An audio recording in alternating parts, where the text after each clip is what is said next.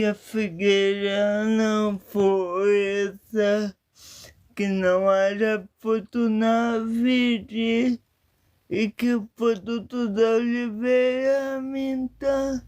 Todavia me legarei, todavia me legarei, todavia me legarei,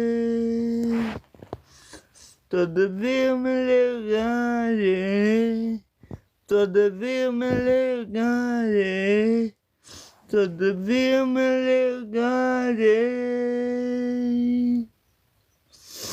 Querido, hoje eu quero conversar com os irmãos sobre uma pessoa que foi um assassino, que foi um serial killer, que foi alguém que usou e abusou de pessoas, que usou e abusou de homens, que usou e abusou de mulheres e crianças, e que usou e abusou indevidamente contra o corpo de Cristo.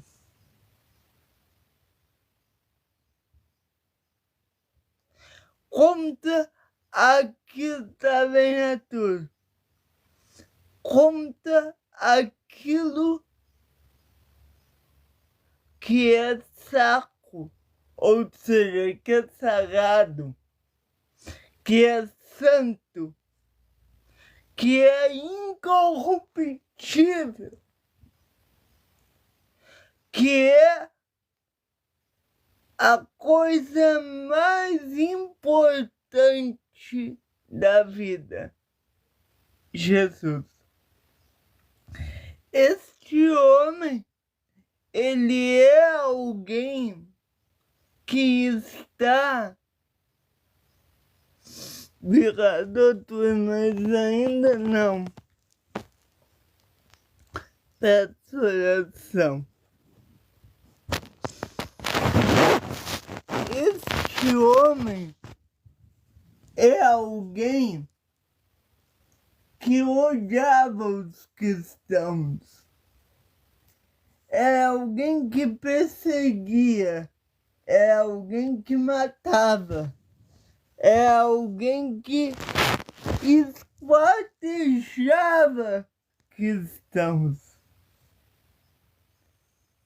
E se você pode estar achando que eu estou falando de um ateu, ou que eu estou falando de alguém como Hitler, ou se eu estou falando... Não, nada disso. Eu estou falando de alguém que tinha Deus como guia. De alguém que plantava sinagogas. De alguém que liderava, em nome de Deus, repúdio a cristãos que também eram judeus. Pessoa que perseguia irmãos do seu próprio povo.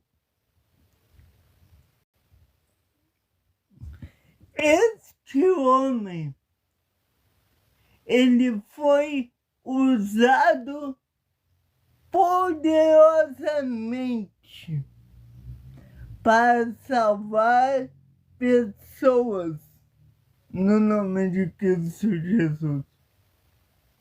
Mas antes disso, ele perseguiu cristãos. Ele colocou cristãos na fornalha. Ele zombou no nome de Cristo. E mais, ele era o que nós chamamos modernamente de um serial killer. Este homem era implacável. Ele não tinha dó nem piedade das suas presas. Este homem era alguém totalmente indomável. Este homem era um homem cruel. Mas, através da graça de Cristo Jesus, da soberana vontade de Deus, este homem foi feito de um exterminador em um gerador de vida. Este homem foi feito de um touro selvagem em um cordeiro manso. Este homem foi feito de um serial killer em um salvador e resgatador de almas. Este homem chama-se Paulo de Tarso. E Paulo, ele antes de ser Paulo, ele era Saulo. E quando ele era de Tarso, como eu disse, quando ele foi criado aos pés de Gamaliel, quando ele era membro e diretor do Sinédrio, como eu disse, ele é um exterminador, um touro selvagem, um serial killer. O homem que escreveu a maior parte do Novo Testamento e que foi usado poderosamente para trazer pessoas ao nome de Jesus, foi também o propagador de tanto ódio contra cristãos. O homem que ajudou na salvação de milhares e milhares de pessoas, inclusive de judeus, foi o homem que perseguiu milhares e milhares por causa também de judeus, por causa de Cristo. Como pode um homem ser usado nos dois extremos? E Paulo, ele não é somente um serial killer, mas ele fazia aquilo com gosto. E perceba uma coisa, quando Jesus encontra Paulo ao caminho de Damasco, Jesus não diz para ele, isso está lá em Atos, Jesus não diz a ele: Paulo, por que persegue meus filhos? Paulo, por que persegue minha igreja? Paulo, por que persegue meus discípulos? Paulo, por que está fazendo isso? Não mesmo. Jesus diz: Paulo, Paulo, ou melhor, Saulo, Saulo, porque me persegue. Veja que aquilo que foi dito por Jesus aos discípulos, ele concretizou na conversão de Paulo, quando Jesus disse: aquele que perseguir, injuriar e caluniar vocês estarão fazendo a mim. Aquele que fizer o seu irmão fame, aquele, pois, que menosprezar o seu irmão está menosprezando a mim. Quando Jesus encontra Paulo, ele diz assim: Paulo, Paulo, ou melhor, Saulo, Saulo, por que me persegues? Paulo não matou Jesus. Paulo não esquartejou Jesus. Paulo não judiou do corpo de Jesus após morto, mas Paulo perseguiu os filhos e filhas de Jesus. Então, para Jesus, a mesma coisa de perseguir ele, perseguir os seus filhos é a mesma coisa. E aí a gente pode ver o amor de Jesus pelos cristãos. Porque Paulo, ele não era alguém. Paulo não era alguém iletrado. Ok, ator. Paulo não é alguém que não tinha cultura. Paulo é alguém que sabia muito bem o que é certo e o que é errado. Mesmo sem a consciência do Cristo revelado, Paulo sabia pelas escrituras judaicas o que é certo e o que é errado. E Paulo, então Paulo tinha consciência de que quando ele estava ferindo pessoas, ele estava indo contra os mandamentos de Deus. Embora na cabeça de Paulo poderia dizer assim: não, eu estou fazendo isso para preservar a palavra, isso é só uma desculpa. Porque Paulo, assim como Hitler, assim como Stalin, assim como tantos outros da história, sabiam que estavam fazendo errado. E Paulo, quando encontra Jesus lá em Atos, ele muda.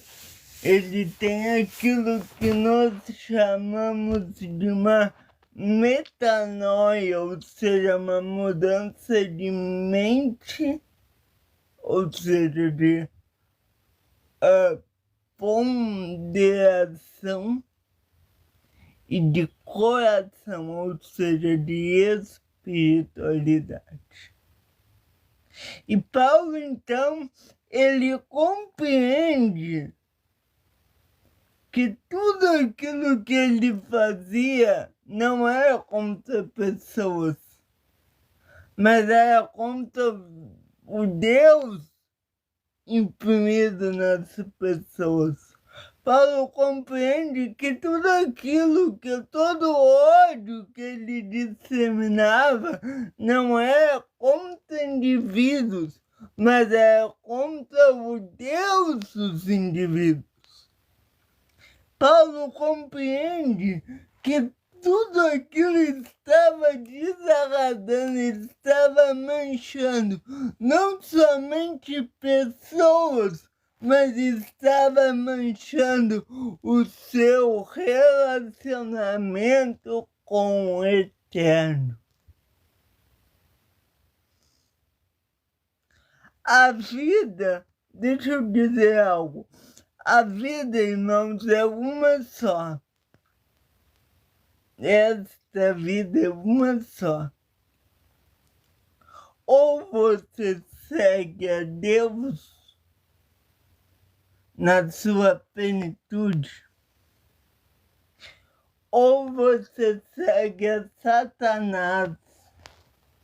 Pode não ser na plenitude, mas que se lhe disse, aquele que não é por mim é contra mim.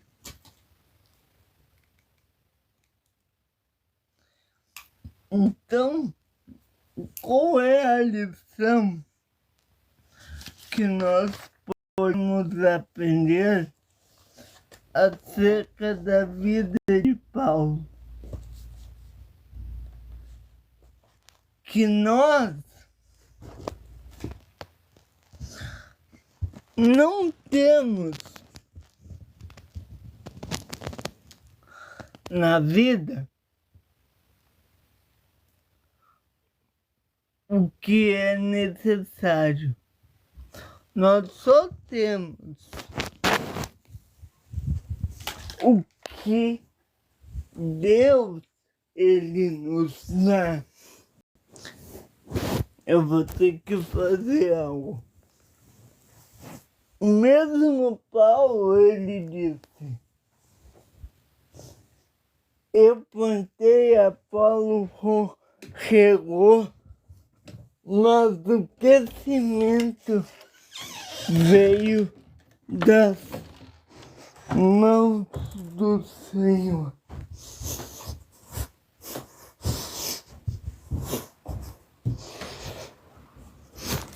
Ou seja,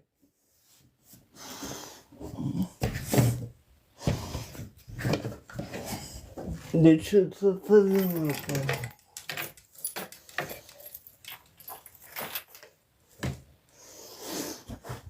Ou seja, irmãos,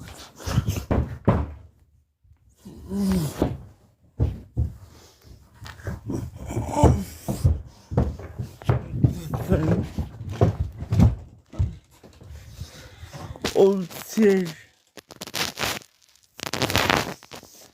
não existe vida. Guarde isso, amado. Guarde isso. Não existe vida a não ser em Cristo. Ontem nós falamos aqui sobre ateísmo.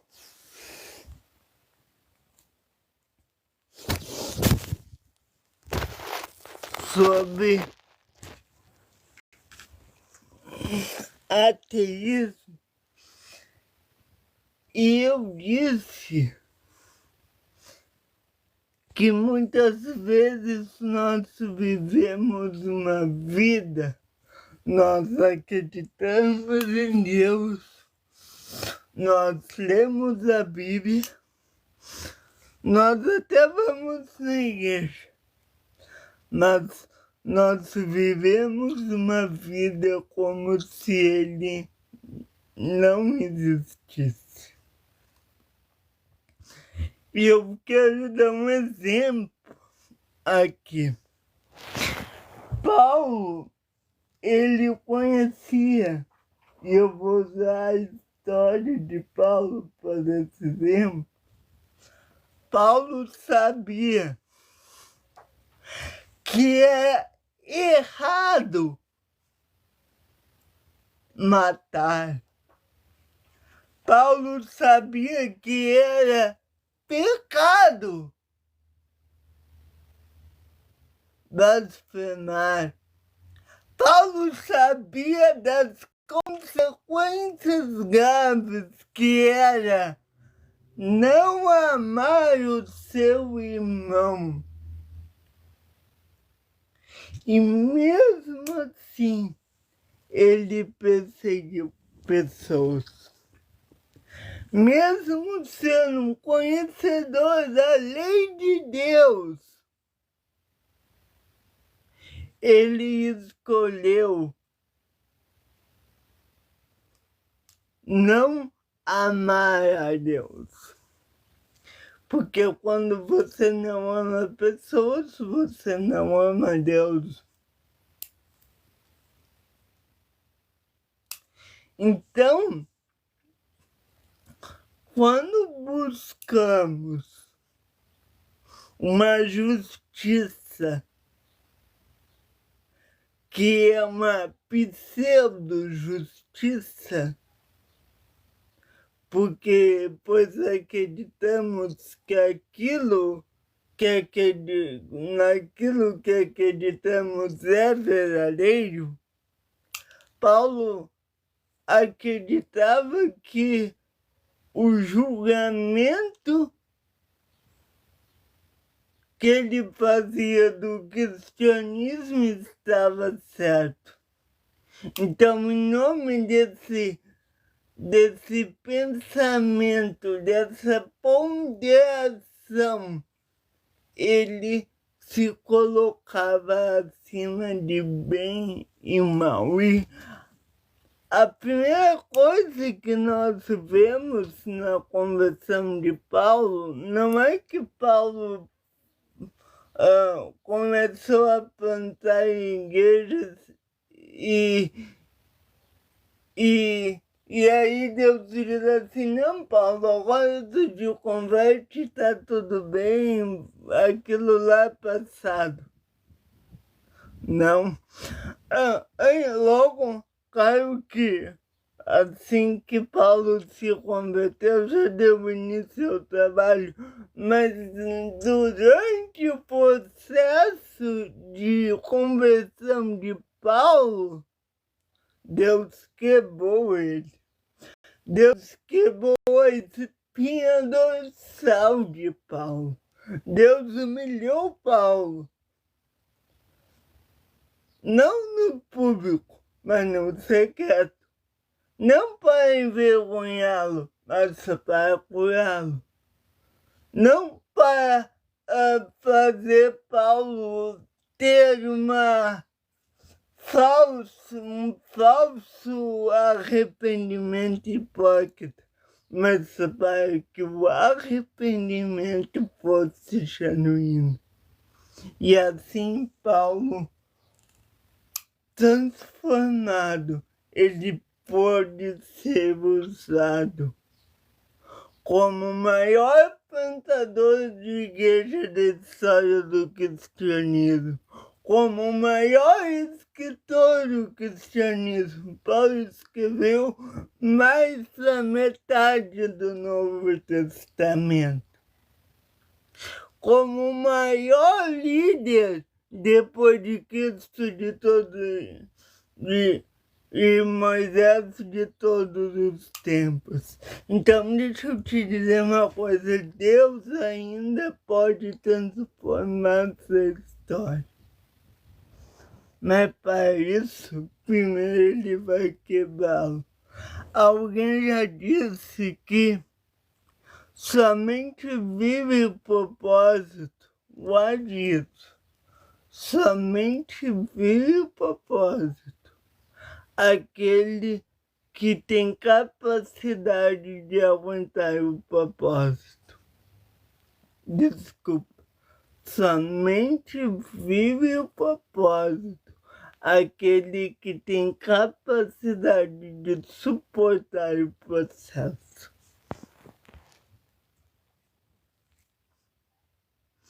Será que nós suportamos o processo? A história da igreja e a escritura sagrada nos apresenta um evangelho, não um evangelho Nutella, não um evangelho fácil, não um evangelho que lida com o nosso, que quer satisfazer o nosso ego para nos deixar felizes. Não.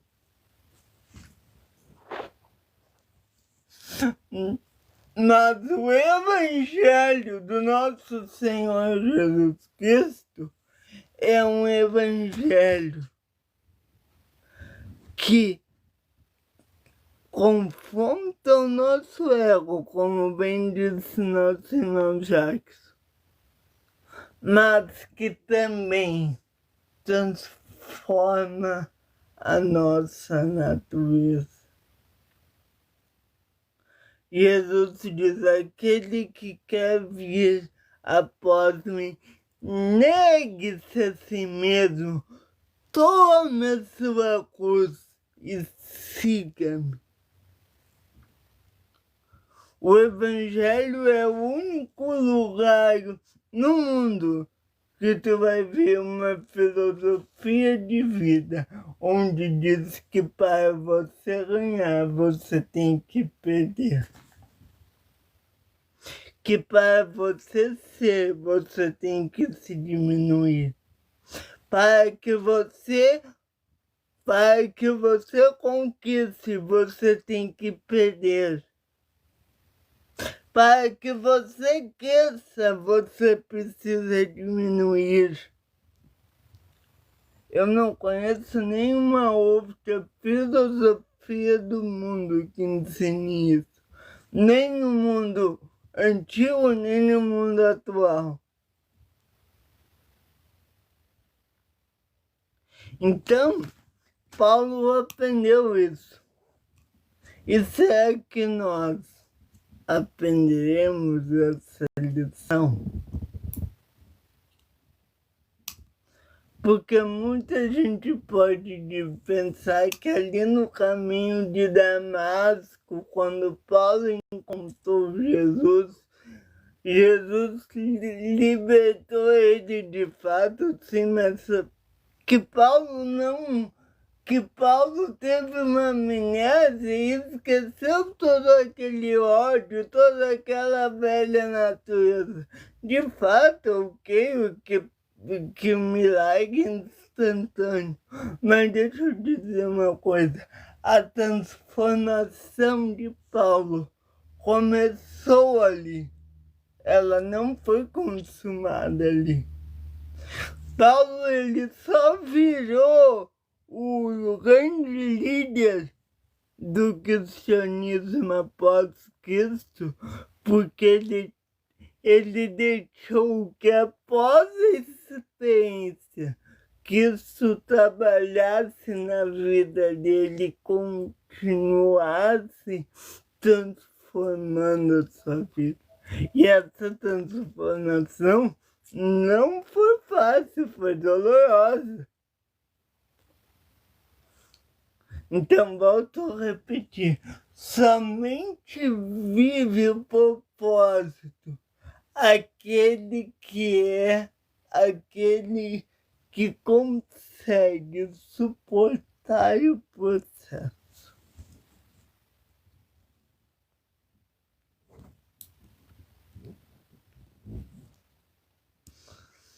Quero dizer, desejo informar que a nossa vida só é vivida na excelência quando colocamos a Deus como uma prioridade dela. Vou repetir. A nossa vida só é vivida com excelência E ela só atinge o seu propósito máximo quando somos capazes de suportar o processo.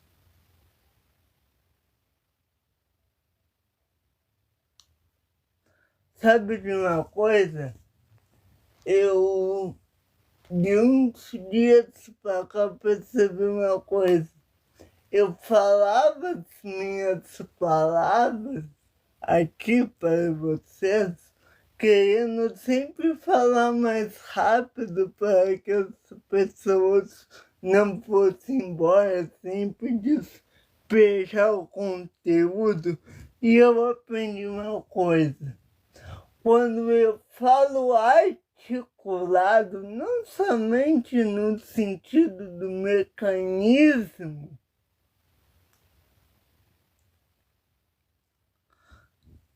no mecanismo linguístico, mas principalmente no processo de amadurecimento da ideia e dos ideais, eu consigo passar uma boa mensagem.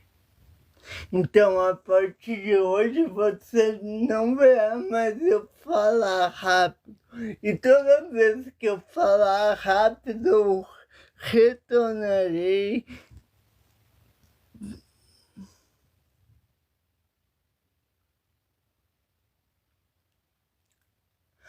Paulo aprendeu que na vida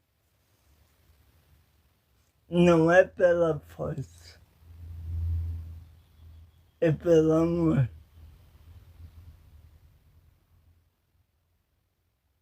Paulo aprendeu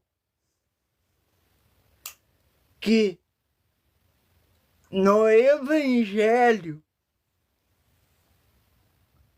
não é pela lei. A lei é uma ferramenta. A lei é um meio. Disse Paulo, a lei é boa. Mas no Evangelho, Deus usa a lei não como um fim, mas como um meio. Para edificar, para transformar, para restaurar e para salvar muitas almas. Aquele que é transformado e não deseja obedecer a Deus, ou seja, não deseja observar a sua lei, nunca foi transformado.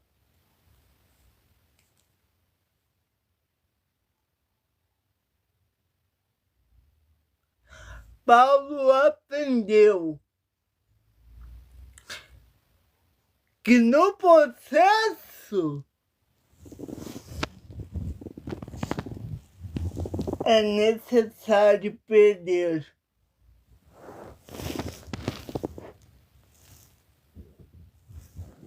Ai, já tô cansado de estar nessa posição. Mas eu quero dizer uma coisa.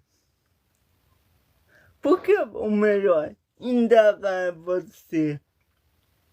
Por que Paulo foi o maior líder do cristianismo? Por que não Pedro?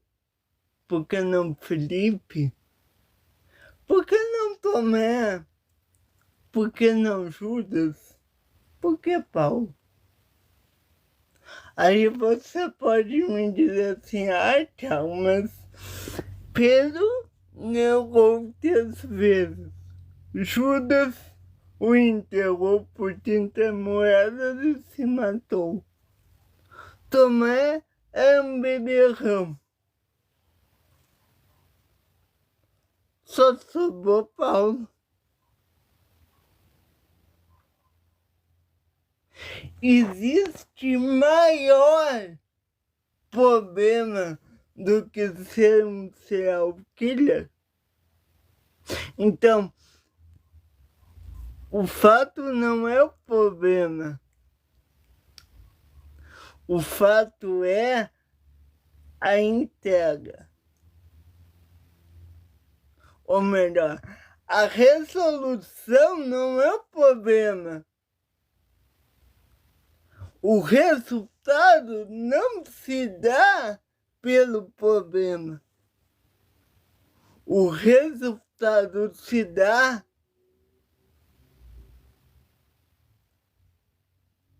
quando eu tenho disposição de fazer a entrega.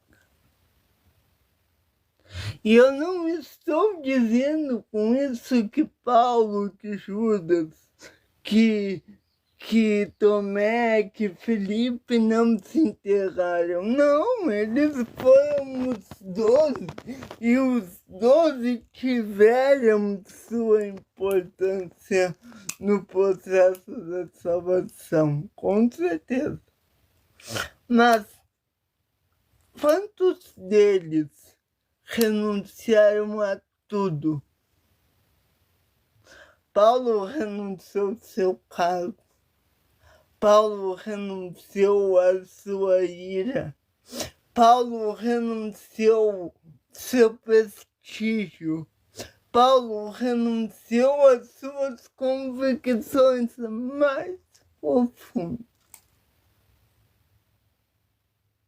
E eu posso dizer que esse processo é um processo muito grande. Então, volto a dizer, somente vive o propósito aquele que é capaz de suportar o processo em fazer uma metanoia, ou seja, uma mudança, uma conversão de mentalidade, de espiritualidade, de vida, de ponderação e principalmente de obras e atos. E novamente eu não estou dizendo que os outros apóstolos não fizeram isso. Pedro teve que ser transformado. Pedro foi, talvez, em questão de igreja, Paulo foi, não vou dizer maior, mas com certeza esteve ali lado a lado com Paulo no quesito de plantador de igreja. Mas o que Paulo tinha que Pedro não tinha? Ou melhor, deixa eu recolocar isso aqui. Qual é a diferença, não qualificatória, mas de ação que Paulo tinha e Pedro não tinha? E qual é a ação, novamente, não qualificatória, mas de ação que Paulo não tinha e Pedro tinha? O que os dois não tinham que o outro tinha? Porque os dois foram grandes líderes e grandes instrumentos nas mãos do Eterno. Mas o que um tinha e o outro não tinha? Tanto de um lado quanto do outro. Paulo, ou melhor, começar por Pedro. Pedro viveu com Cristo quase não, os 3 anos do ministério público dele, e na Bíblia, não que eu me lembre, não diz que idade Pedro tinha quando Cristo chamou. Mas Pedro teve um contato muito maior com Cristo do que Paulo, com certeza. Tanto é que Paulo, quando encontrou Cristo, ele já tinha morrido e ressuscitado. Mas o que nós podemos aprender com a medida de ensino de Paulo e com a medida de ensino de Pedro?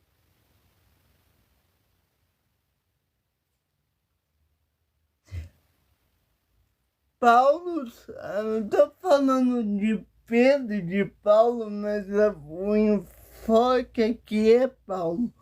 Depois eu vou fazer uma série dos apóstolos, aí eu falo de Pedro. Mas o que Paulo tinha para ser o 13º apóstolo, enquanto o cânon já estava, ou digamos assim, o grupo apostólico já tinha fechado. Deixa eu dizer uma coisa. Eu creio que aquilo que está lá em 2 Coríntios 12, do espinho da carne, tem uma divisão de correntes aí. Uns dizem que era realmente uma coisa física, outros dizem que aquilo poderia ser uma simbologia para as provações e privações da vida. Não confunda provações e privações, são semelhantes, porém distintos. Depois eu falo mais sobre essa distinção. Mas Paulo, quando recebeu esse espinho na carne, ele teve uma dificuldade. Paulo morreu no martírio depois de ter pregado, depois de ter plantado igrejas, ele morreu no martírio. Talvez seja esse o espinho da carne de Paulo, o martírio? Ou será que o espinho da carne de Paulo era o mesmo espinho da carne de Cristo? Qual era o espinho? Ele disse assim: estou tanto tempo com vocês, Filipe, vocês ainda não aprenderam que o problema não é o pão, mas o que sai da boca de vocês. O problema não é o que sai que entra na boca, mas o que sai dela é que contamina. Então, o que Paulo tinha? Qual é a grande dificuldade de Paulo? Qual é a grande dificuldade de Cristo? Talvez quando nós ninguém sabe, mas talvez quando nós encontrarmos isso, eu não estou sugerindo aqui algo além na Bíblia, mas quando encontrarmos isso, compreenderemos que estes homens foram além das suas capacidades, não por eles mesmos, mas porque o Espírito os forjou e os capacitou. E para concluir, eu quero dizer que Paulo, ele renunciou a muitas coisas, mas não existe renúncia maior em confessar o seu erro e me entregar para o inimigo que eu acreditei a vida toda que era inimigo e aceitar desse suposto inimigo graça, misericórdia. Sabe que às vezes o que dói do inimigo não é a sua o seu contraponto, o seu reboque, a sua indiferença, o que dói do inimigo e o que traz vergonha é o amor do seu inimigo. Ele tira o amor do seu inimigo de constante. O ódio do teu inimigo até pode te doer, mas o que te constrange é o amor dele.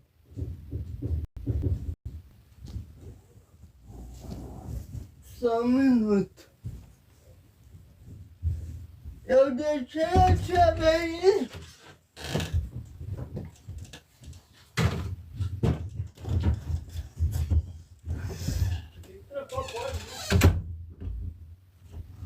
Porque não é deixar aberto, né? Oh, eu já perdi muita foto na frente, tá aberto.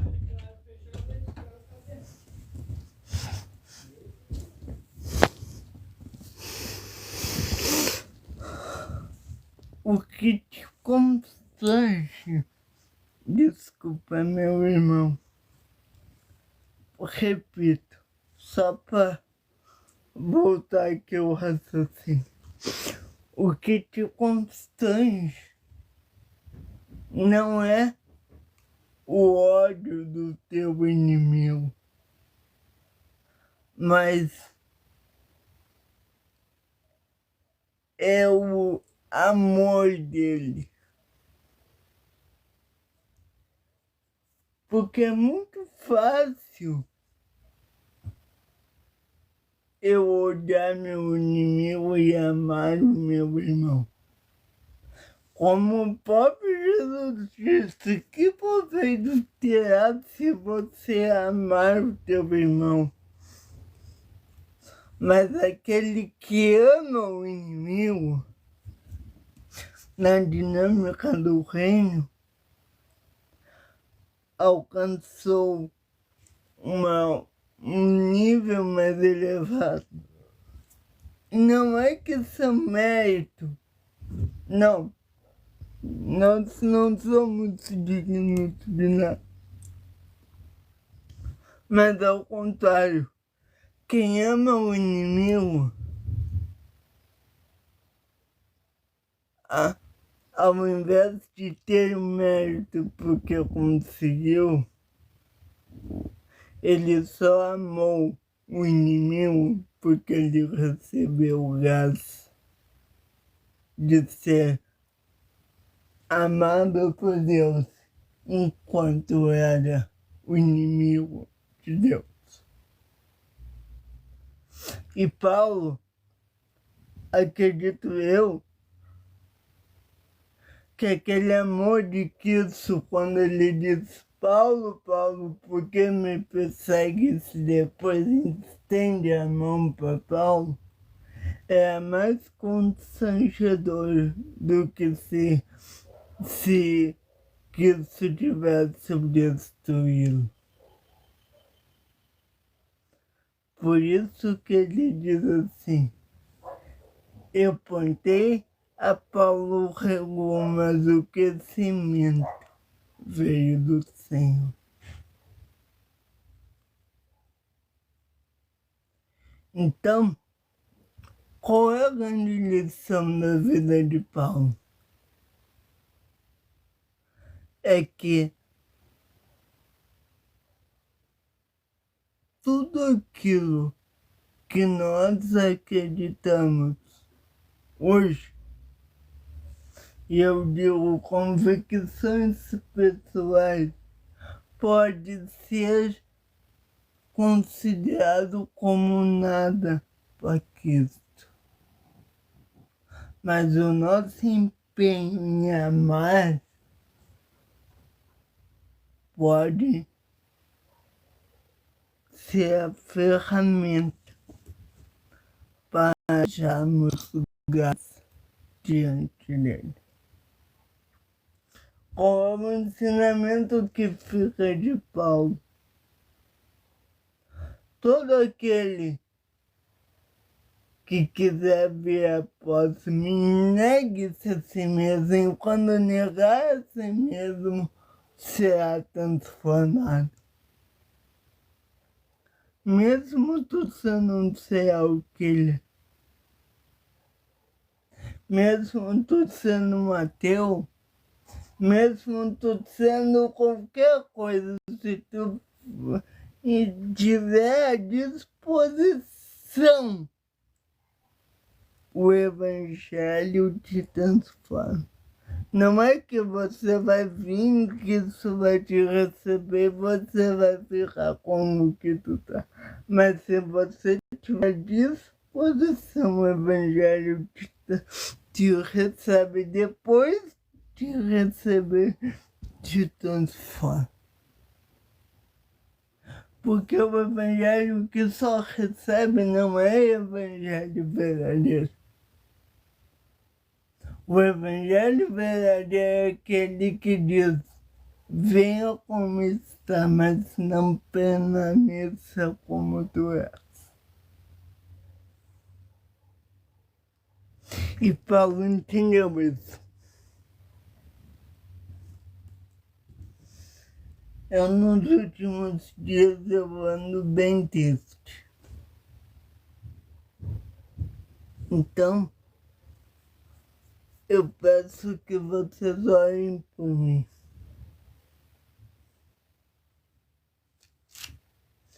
Diga-me se você gostou desse tipo de pregação mais ponderada.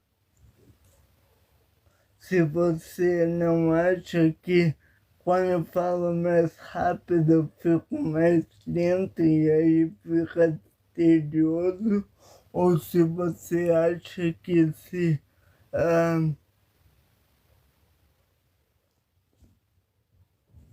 esse tipo é melhor, pois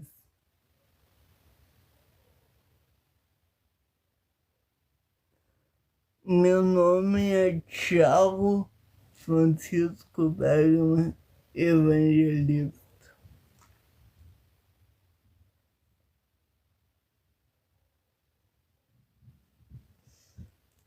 Que Deus abençoe você.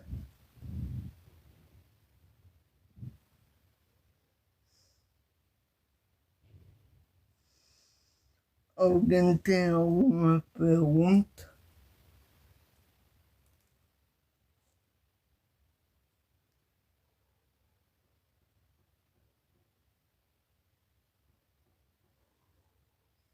Obrigado. Obrigado, Jackson. Henrique, desculpa. Obrigado.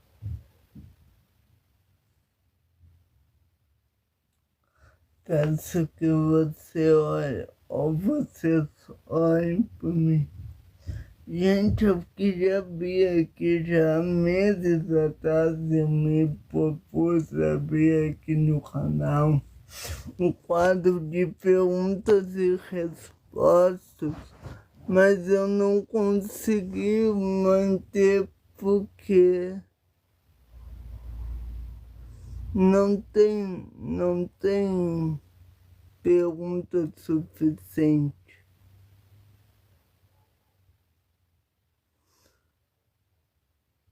Henrique, eu posso dizer que toda vez que eu venho aqui falar do amor de Deus, eu sinto meu coração tão dividido, porque eu tenho enfrentado uma depressão terrível e tem horas que as minhas dúvidas fazem eu capotar. Então, se eu posso te dizer algo não muito elaborado, mas leia sua Bíblia, confie em Deus, ou confie naquilo que você, não em você mesmo, mas naquilo que você lê sobre Deus mesmo, não compreendendo, não vendo como aquilo pode se dar. Você que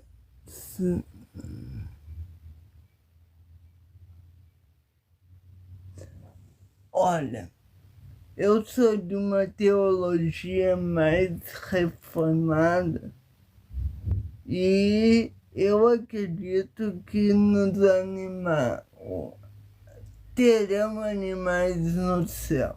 Eu acredito nisso.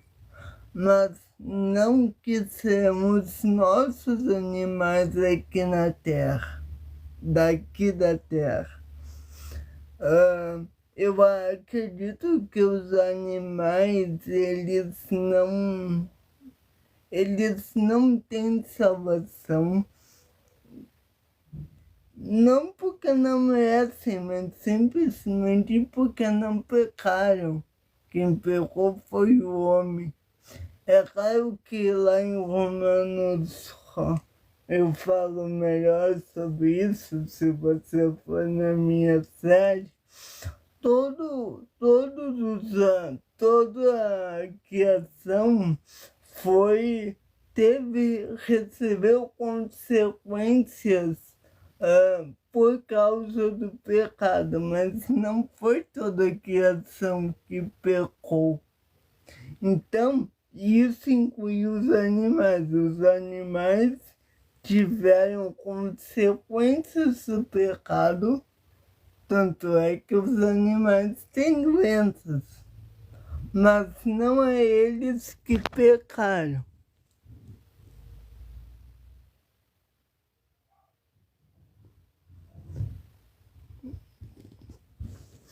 Mas o que eu quero dizer com isso? Eu quero dizer que eu não creio que os animais irão para o céu simplesmente porque eles não são.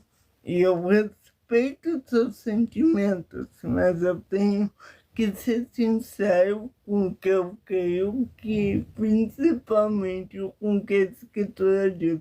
Os animais, eles não são feitos, não foram feitos à imagem e semelhança de Deus.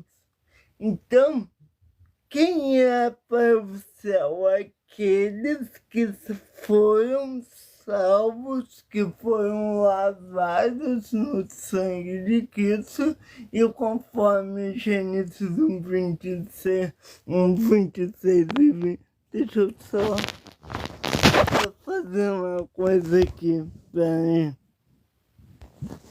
Não saia, só um minuto.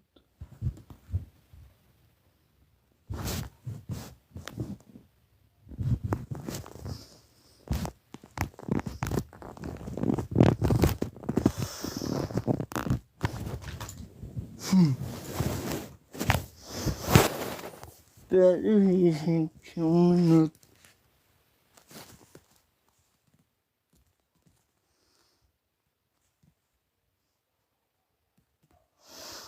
É que quando...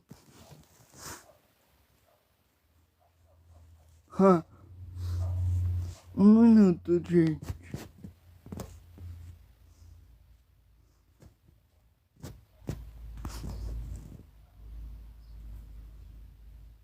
Aí, foi. Então,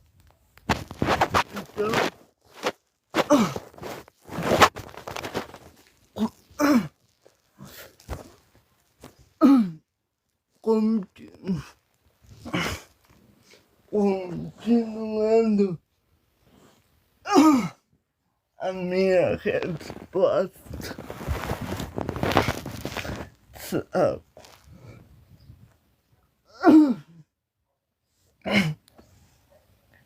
Eu não creio que os animais, eles...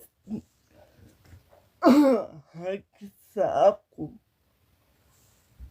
Só um minuto.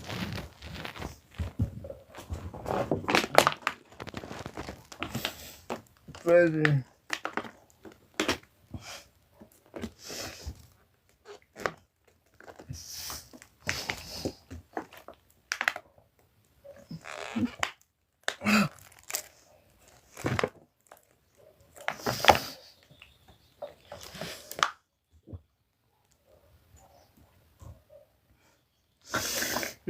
Agora foi. Eu não creio que os... Até eu acho que eu tenho um vídeo aqui falando sobre isso.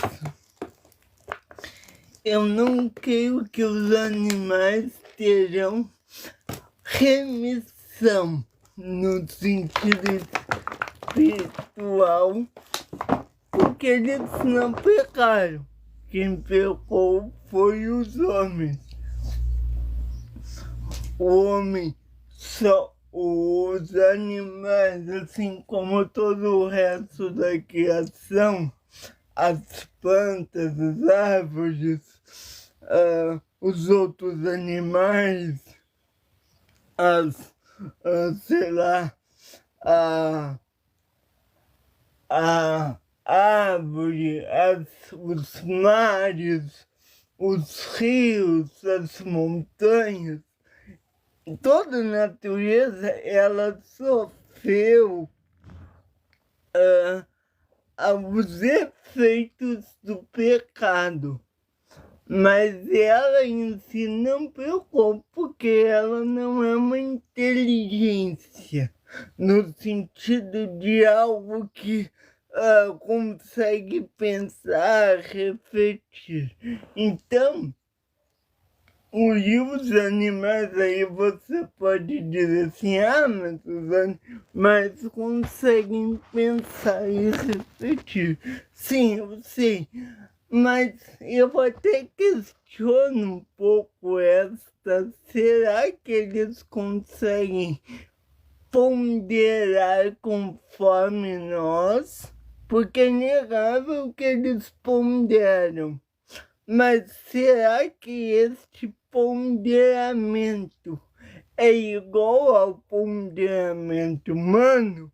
Ou será que este ponderamento é somente algo racional? Então, no caso assim, será que o animal... Vou dar um exemplo prático. Comida. Será que o animal entende o que... será que ele tem prazer na comida? Será que ele entende? Não, eu como isso aqui para ficar forte. Será que ele só come aquilo ali porque a barriga ronca? Entende? Então, eu creio que sim, terão animais nos céus, porque terá uma remissão da natureza, e esta natureza corruptível tornar-se-á em uma natureza incorruptível. Mas eu me pergunto, será que os animais que temos no céu são os nossos dogs, os nossos animais aqui da Terra? Ou será que serão novos animais, novamente com a mesma essência dos animais? Ou será que serão novos animais com uma nova essência? Mas independente se tem uma nova ciência ou não, creio que será novos animais. Porque um animal daqui não tem a remissão da alma, e os animais têm alma. Então, e novamente, não no sentido de que eles precisam da remissão, mas porque eu não consigo enxergar isso na escritura dessa forma. Lucas, sim, eu faço todos os dias, pelo menos uma vez por dia. Só que nessas últimas semanas, pela depressão, eu tô meio mais recolhido. Então pode ser que desde o contando de hoje até a próxima sexta, pode ser que tenha um número reduzido de lives, ou seja, um número reduzido de dias, mas assim, da próxima semana, assim, se essa que inicia hoje, na outra, enfim, que inicia domingo na outra, aí eu volto diário, certo? Mas é isso. Alguém tem mais alguma pergunta?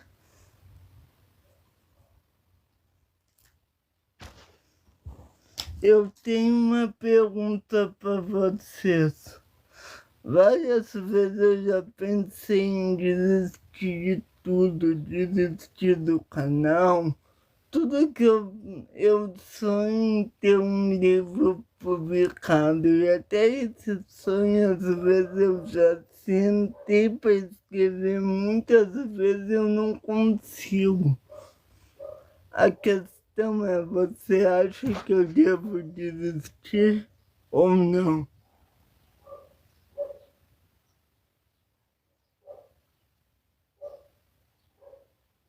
Você acha que eu devo fechar o canal?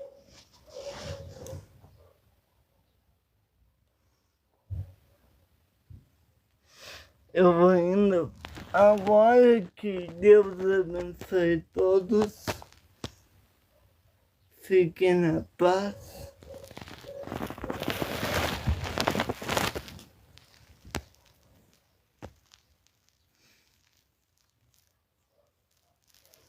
Obrigado, Ive, Caroline.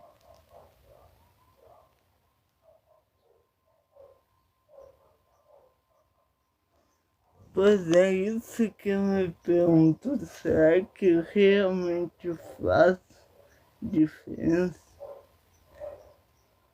Mas valeu, irmãos. Que Deus abençoe todos. Fiquem na paz de Cristo. E até amanhã.